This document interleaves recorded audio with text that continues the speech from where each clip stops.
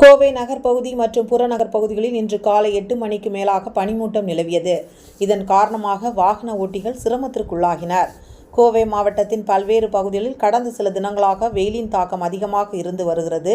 இந்நிலையில் இன்று காலை கோவை நகரின் பல்வேறு பகுதிகளில் கடும் பனிமூட்டம் நிலவியது.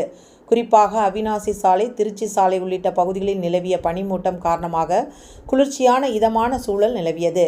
இதேபோல புறநகர் பகுதிகளிலும் கடும் பனிமூட்டம் நிலவியது.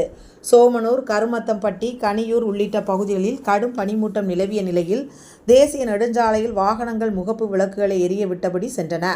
பனிமூட்டம் காரணமாக வாகன ஓட்டிகள் சிரமத்திற்குள்ளாகினர். இந்த பனிமூட்டம் காலை 8 மணிக்கு மேலாகவும் தொடர்ந்தது. இந்நிலையில் கோவை விமான நிலையத்தில் 8:34க்கு தரையிறங்க வேண்டிய மும்பை விமானம் கடுமையான பனிமூட்டம் காரணமாக காலை 6:34 மணிக்கு மும்பையில் கிளம்பிய விமானம் 30 நிமிடம் தாமதமாக கோவை சர்வதேச விமானத்தில் தரையிறங்கியது.